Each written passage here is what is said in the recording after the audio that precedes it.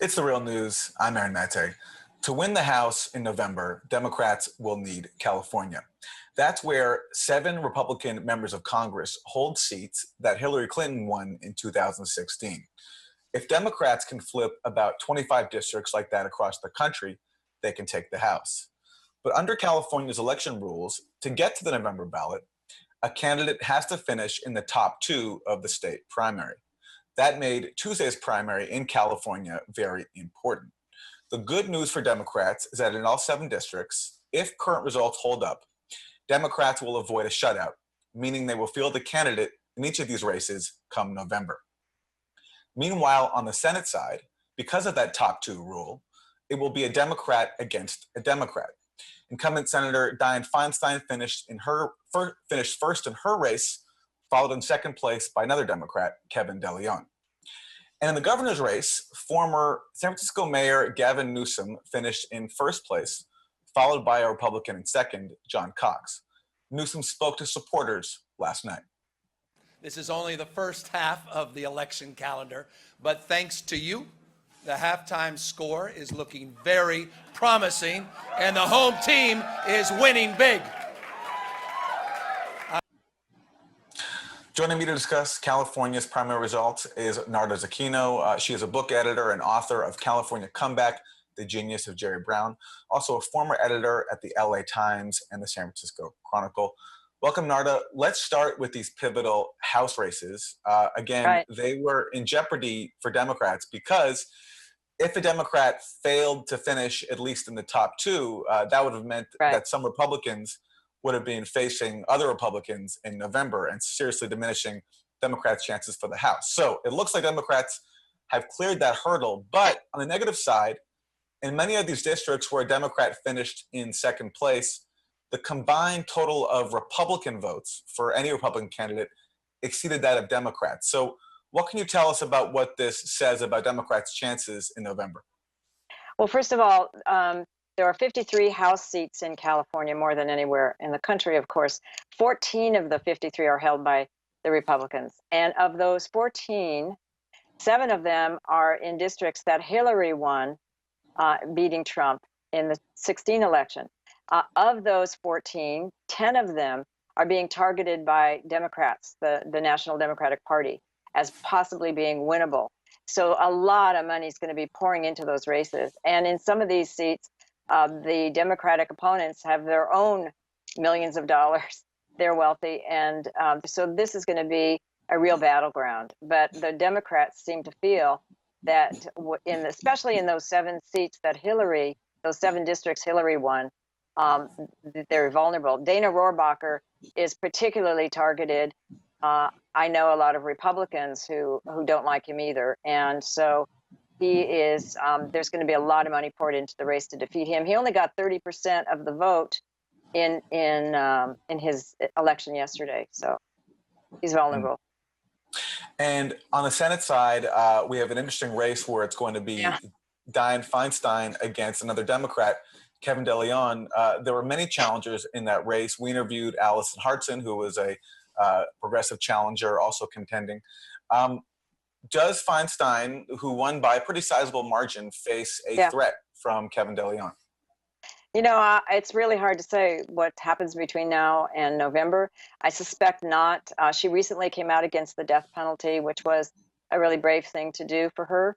And Kevin DeLeon is more progressive than Dianne Feinstein, for sure. And it's possible that, it's not like there were other Democrats in the race to pull votes. So you'll probably see, pretty close. I think she got 44% or something like that, and he only got 11. So he has a real uphill climb to get her.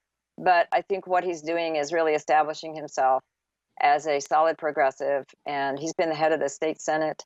And I don't think he can defeat her. I think people in California feel she's been a senator for 26 years. And I think they feel loyal to her. She is in her 80s. And so some people feel she's, in fact, when he went after her for her age, I think he mentioned her age. People were upset about that. But I think she has a lot of loyalty here in California because it's going to be hard for him, but it sets him up for the next time. What to you explains her success? Because from the outside, looking at California, which is known as progressive, I mean, here you have a senator who opposes a Right. $15 an hour minimum wage. She voted for the Iraq War. She voted for the Bush tax cuts. She opposes universal health care, Medicare for all. What Yeah. explains her continued success? Yeah, she also said Edward Snowden should be tried for treason, and she's on the Intelligence Committee, and doesn't have a good record there. She's a senator for all the people of California. The Republicans, I think, respect her too for her positions, and that's one. His whole plank was about being more progressive than she is. He is more in sync with the people of California in many ways, especially California is a very progressive state. So I think for her, it's a lot of loyalty. You know, she was very anti-gun. She's the one who had the assault weapon ban that wasn't renewed. It was not renewed when, I forget the year, but she's been very strong. She came out strongly again for gun control. He is too.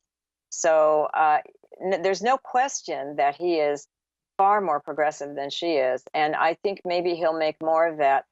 And he'll have a lot of backing from progressives in California. When it comes to this Democratic Party internal civil war, pitting Bernie Sanders-style progressives against corporate-friendly candidates, did Tuesday's results tell you anything?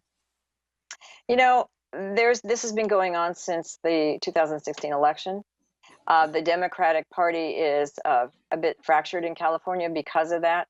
I have people I know who are on the state committee, Democratic Party. For example, in the lieutenant governor race, there were two statewide races. The party did not endorse either Democrat, any Democrat, because of the two factions that were fighting over each candidate. In the lieutenant governor's race, for example, there's a one candidate who she and her father put $9.3 million into her campaign, and she got the state party to not endorse her Democratic opponent. So this is going to be interesting, and I think this is something that the Democratic Party has to resolve nationally in order to, to really be a force against the Republicans. And it still exists in California. There still are these two factions.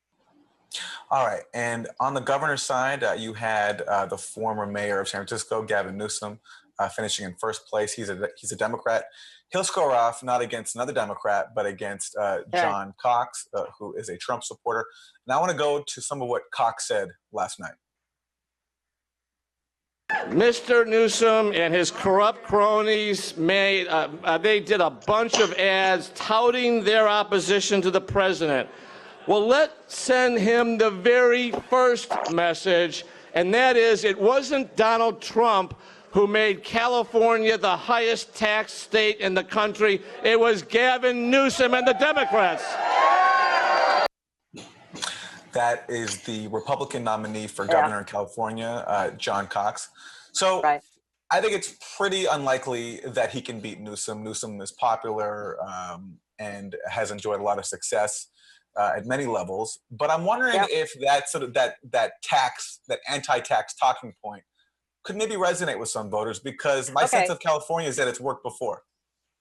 Well, don't forget that California in 2012 passed a huge tax increase on the wealthy, and it was a huge election. That was Jerry Brown engineered that, and then in 2016 they extended it. It was supposed to expire, I think in 2018. It now is going to expire in the 2020s, and so Californians twice in the last two elections voted themselves big tax increases. The last tax increase that resulted in the recall of a Democratic assemblyman in Orange County in this election.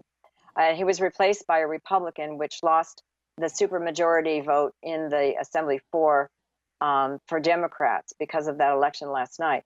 But he voted for a transportation tax that would put, I can't remember, but a small amount of tax when you buy gasoline. California already has high gas taxes. So the people of Orange County recalled him because he voted for it. But California, I don't know that you can call it an anti-tax state when the last two big elections in 16 and 12, they voted for a very large tax increase. Now, truly, it was for the wealthy against the wealthy, but they went for it. In fact, the most wealthy districts in California, like in the Silicon Valley, the area, they voted for. They had the highest vote for that tax increase, even though they were the ones being taxed the most. So I don't think, and I'll tell you Cox's problem. John Cox lost half a dozen elections in Illinois. He was from Illinois. He only moved to California and living here full-time in 2011. So he's sort of a newbie, and Californians don't like that so much. And that might become an issue. But he was not doing well in the polls until Donald Trump endorsed him last month. Donald Trump endorsed him, and he was able to, he rallied Republicans around who support Trump in California to vote for him, and they did. Trump is going to be a liability, in my opinion, and in the opinion of other people, in November, because Trump is not well liked in California. A lot of the things that John Cox and Trump stand for are not popular with Californians. And so I think that Trump, I'm not sure that it's going to be a wise thing for Cox to have Trump either come into California or say a lot of, great things about him. Newsom, by the way, spent 8 years, the last 8 years as lieutenant governor, and he is very much on the other side. He's more progressive than Jerry Brown. He, as you remember, maybe when he was mayor of San Francisco, he allowed gay marriages to happen in San Francisco, which long preceded Proposition 8 and resulted in Proposition 8, which then was overturned by the Supreme Court. He also was ahead of everyone on legalizing marijuana, which has been a huge tax boon to California, and huge in terms of taxes. So he's also now calling for a single-payer health plan, which is something he set up when he was mayor of San Francisco. And he got something like 90-some% of San Franciscans who got health care. So that's interesting, because that was a subject recently of a very heated debate between Democrats in the state legislature. Yes, and I know it is a big heat, and it has come up before. A single-payer health plan came up before. It came up during the administration of Schwarzenegger, and it actually passed. It passed the legislature, and then Schwarzenegger vetoed it, and it's come up again. But I think if Newsom is governor, he's also very anti-death penalty. So is Jerry Brown, but Newsom is, I think he really walks the walk there, and Jerry might not so much. But yeah, I think it's going to be an interesting race. I don't think there's any chance that Gavin Newsom is going to lose this race. So I mean, he's popular. He's also looking at establishing a state bank for Californians, which is a movement that's growing in the state. There are people who are grassroots people who are trying to get this done. So it's going to be an interesting race, and I don't think that Cox has a chance, especially if he uses Trump. California has something like 40 lawsuits against the Trump administration for things like sanctuary states, abortion rights, and stuff like a lot of the policies, especially on the environment, immigration, those two in particular. The United States is way out of sync with California on those issues. So much so that I think Trump or his people have threatened to pull funding from states like California. Yeah, but the court, there was a court ruling that they can't do that. Yes, so, that's right. Yeah, but it's making its way through the courts. Right. And I duly stand, I happily stand corrected on my rendering of Californians' views towards taxes. Okay. So thank you for that. We have to leave it there, though. Narda Zacchino, book editor, author of California Comeback, The Genius of Jerry Brown, former top editor at the LA Times and San Francisco Chronicle. Thank you. Thank you. And thank you for joining us on The Real News.